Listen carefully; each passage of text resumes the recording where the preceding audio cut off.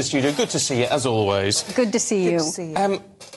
There's so many people putting this down as a political conspiracy theory, but actually there are real questions to be answered here.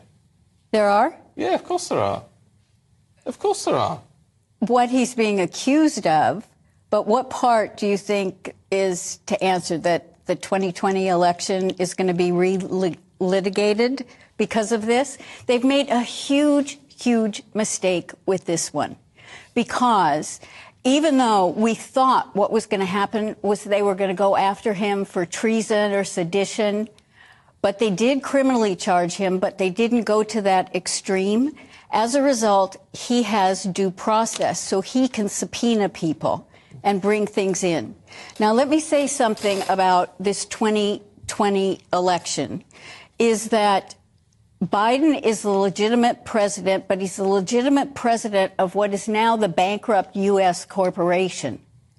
And that was a treaty in 1871. Well, on September 12, 2018, Trump created an executive order. Within that, he outlined in future elections any kind of foreign or domestic interference, specifically for the 2020 election. So we say, how did he know some of these things were going to happen? Election integrity on both sides of the aisle is tough. It's really tough. But what this has done is it's opened the door for Trump to present his case. Well, that's a good thing, isn't it? Because, what we see on this side of the pond is a very difficult situation where the legal system is politicised in the United States, which is abhorrent to us over here. So the fact that Trump can subpoena, some people saying it's a mistake by Jack Smith, but actually he can subpoena, people can actually see evidence from both sides. That's a sensible move. Exactly. And it's a great mistake by Jack Smith that he's done that. Absolutely great. See, the thing is, think about Edward Snowden and all the information he had. Think about the fact that our military, our Department of Defense Space Force, if you think that they don't have the actual real results from the election, then you're fooling yourself. Yeah, but what we do know with this is we're told that there are plenty of notes from people, including Vice President Pence, that there are some recordings of Donald Trump acknowledging that actually what he said in public was nonsense. That some of these states, whether he claimed he was out saying look, Detroit, it's corrupt, it's all corrupt, the results are corrupt. And that when in reality he knew it wasn't. That's illegal. But you know what? That's what someone's claiming, but that's not the fact, and that's not what Donald Trump really has ever said. He's been very, very clear. I mean, the issues were, for example, in Pennsylvania, the Supreme Court of the state of Pennsylvania stepped in and changed some of the election laws. Under our Constitution, it's only the state legislators that can do that. 2,000 Mules, the film that came out, what they did, they spent over $4 million tracking the phones. And the reason it's only 2,000 mules is that based on the visits to the drop boxes in Georgia, they had to have gone over 10 times. And they've got all the film for that. So the thing is that the election integrity is so different and so problematic in every single state. But that doesn't mean that the machines didn't do something, that there were some other kind of finagling. But the long and short... Go ahead. Well, it doesn't... But that's where conspiracy comes in, is it? To say, well, it doesn't mean that something didn't happen. Well, there's no evidence that it happened. I mean, there's how many court cases did the Trump campaign try to bring? Nothing's gone in his favour. Okay, wait a minute. Everyone, the media goes, oh, there were 60 court cases that were rejected. No, there were 3. He won 2, he lost 1, 57 were never heard because they had no standing. And standing means that the person bringing the case has to claim some kind of impact or injury. So it's really, the media did that, and they're great at doing that, but it was a fallacy in there. And the thing is that you know, I sit on a task force at the Department of Defense, and the thing is, they've got the goods. They've got the goods, and Trump knew that if he presented any of the goods early on, we'd have a civil war. That he really felt that the people needed to see how bad it could get.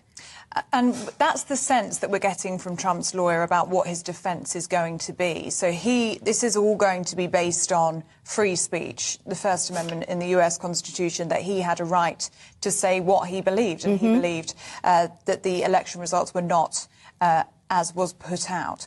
But the point is, if you live in a democracy and you believe in a democracy, then that means that even if you don't like the outcome of an election, you respect that.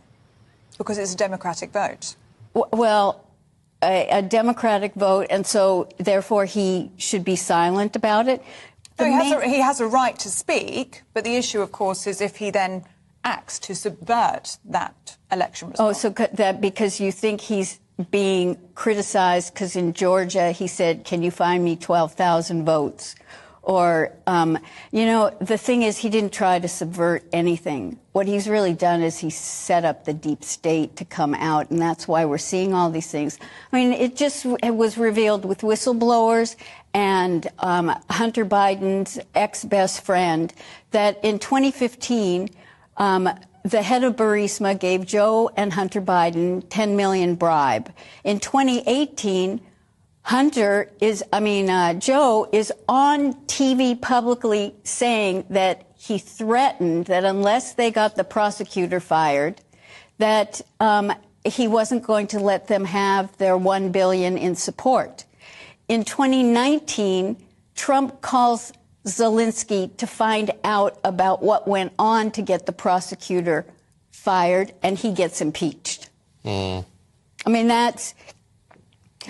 we've lived with it for a long time. We're almost out of time. I just want to pick you up on one thing. You said earlier on, Donald Trump has been very clear on this. Is he a man that you believe? I mean, look, he's about as believable as a chocolate teapot, isn't he? Look, I know that. Oh, thank God you got the negativity in at the end and not the beginning. I can always count on you for that. Always. But it's a legitimate point to say that Donald Trump is a man who always speaks the truth. That can't be the case.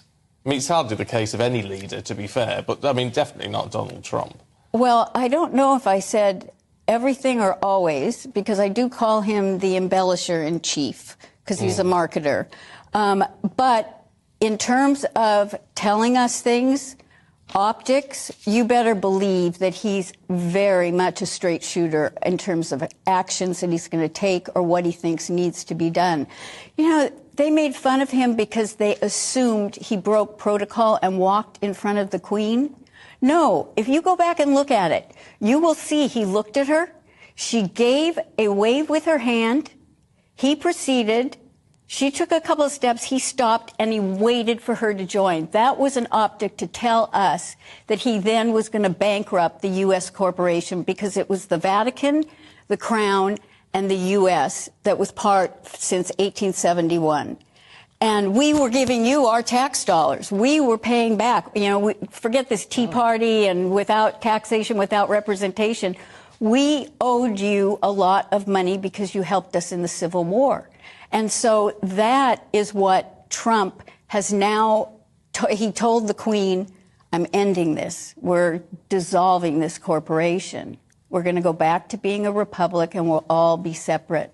The Pope wasn't happy. You should find the picture of him visiting the Pope. It took 650 planes to remove our gold from the Vatican Bank. I'm not very happy about it, Jan, to be perfectly honest. We could do with your money at the minute. Keep it flowing, I say. Jan Halberheyes, really good to see you.